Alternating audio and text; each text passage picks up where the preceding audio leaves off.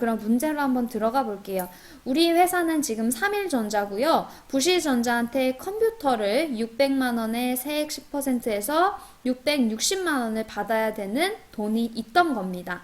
자, 근데 이 부실전자가 부도를 당했나 봐요. 언제? 6월 29일 날에 금융기관으로부터 부도를 확인받았어요. 자, 그러면 지금 이걸로부터 부도를 확인받은 지부터 6개월이 지났으면 우리가 대손세 공제 신청을 할 수 있겠죠.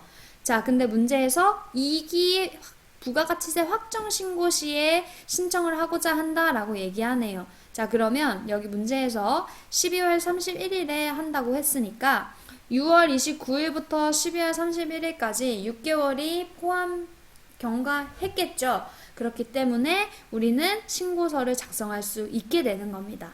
자, 그러면 첫 번째로는 이렇게 문제를 확인하고 우리는 다시 프로그램을 켜서 하나씩 작성을 하겠습니다.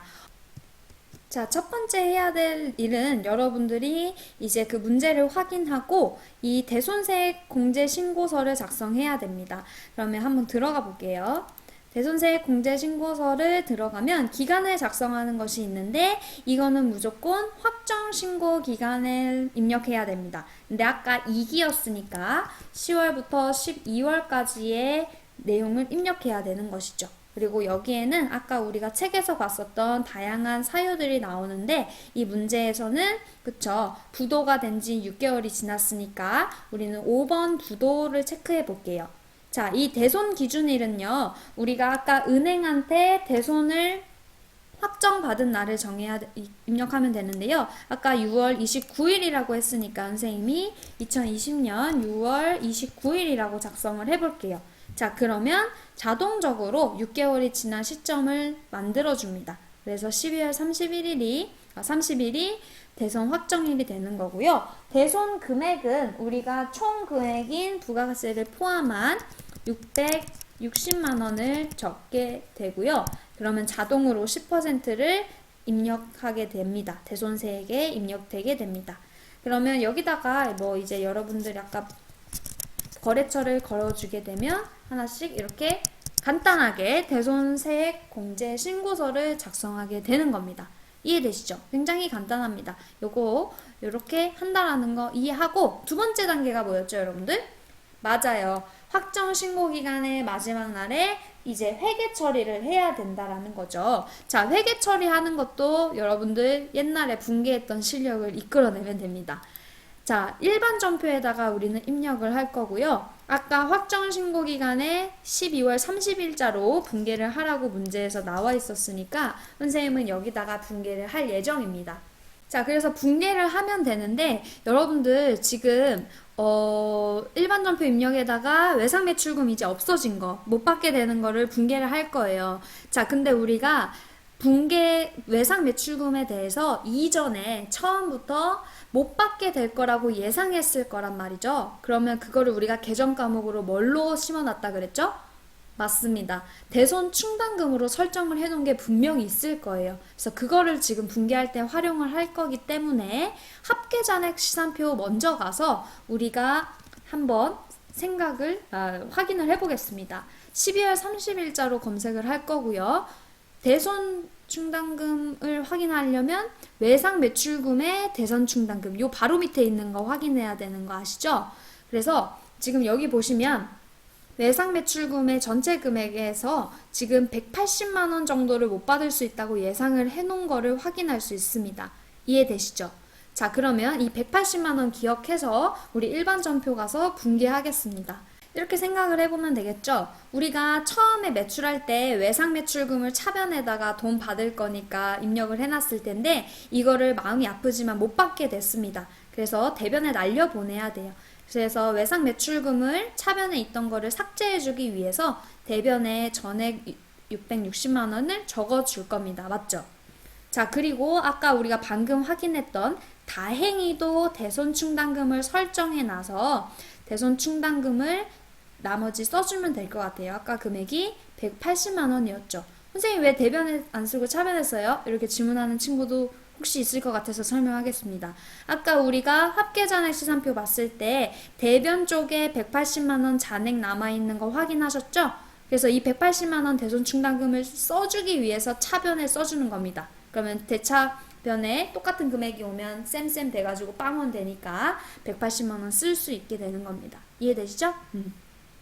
자, 그리고 두 번째로는요, 우리가 부가세 예수금을 처리해 주는 게 편할 것 같아요.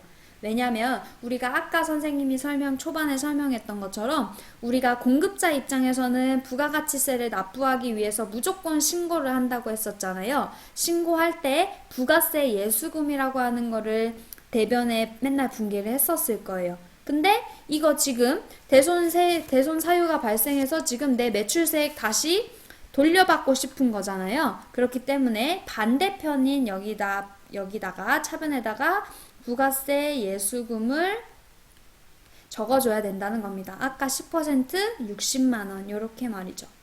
이해되시죠? 그러면 여기서 이제 나머지 금액 420만원은 그럼 어떻게 해야 돼요? 대손충당금 설정 못했으니까 비용으로 처리돼야 됩니다. 그래서 대손 상각비 골라가지고 상각비 420만원 요렇게 해주면 총 금액이 660만원 맞게 되겠네요. 자, 여러분들 여기서 기억해야 될 것은 무엇이냐면 나중에 컴퓨터로 실습할 때 일단 첫 번째로 외상 매출금 대변에다가 날려버리시고 대손 충당금을 조회를 해야 되는데 요거는 합산 시산표 가서 확인하면 되고요. 맨 처음에 우리 매출했을 때 부가세 예수금이 대변에 당연히 신고 납부되어 있으니까 이거를 무효 처리해주기 위해서 차변에 세액 금액을 입력해 준다라고 하는 거죠. 그리고 마지막으로 나머지 금액을 대손 상각비로 처리해야 된다라는 거 기억해 주시면 되겠습니다. 자, 선생님이 이렇게 전자로 입력을 해놨고요. 이제 이렇게 회계 처리까지 다 했으면 마지막으로 여러분들은 대손세액을 입력한 것이 어떻게 반영되어 있는지 확인해 볼게요. 여기 부가가치 신고서 들어가서 같이 확인해 보도록 하겠습니다. 자, 기간을 적는 란이 있는데요. 아까 2기 확정 기간이었으니까 10월부터 12월까지로 입력을 하면 반영이 되어 있습니다. 자, 여러분들이 이렇게 대손세액에 관련된 부속 서류들을 회계 처리하고 부속 서류들을 확인할 수 있는 부분은 이 많은 것 중에 어떤 거냐면 여기 부분 보시면 돼요. 자, 8번 부분에 대손세액 가감 부분의 세액에 마이너스 60만원 반영되어 있는 것을 볼 수 있습니다.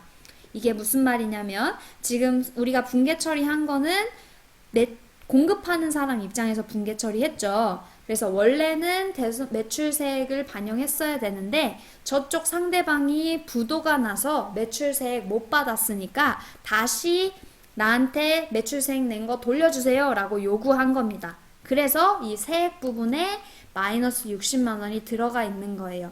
이해되시죠? 그래서 만약에 혹시 두 번째 사유인 상황인 대손세액을 회수했을 경우에는 여기 부분이 플러스 60만원으로 뜰 수 있겠죠. 근데 지금은 단순히 대손이 발생한 사건이기 때문에 우리가 대손세액 신고서에 작성한 거 그대로 반영돼서 마이너스 60만원이 반영됐다라고 확인할 수 있게 됩니다. 여기 대손세액 신고서 10월부터 12월까지 60만원 한 건이 있다. 이렇게 나와 있습니다. 그래서 요거 해서 저장하고 나가면 우리는 이 문제에 대한 내용들을 다 배웠다고 볼 수 있겠습니다. 그래서 여러분들 조금 어려울 수 있지만 이 부속 서류에 관련된 것들은 계속 반복하면 똑같은 사유들이 많이 나오더라고요. 그래서 여러분들 이 과제랑 퀴즈 풀어보면서 꼭 복습하는 거 잊지 마시고 다시 한번 오늘 중요한 내용들 점검해 봤으면 좋겠습니다. 오늘도 정말 고생 많으셨습니다.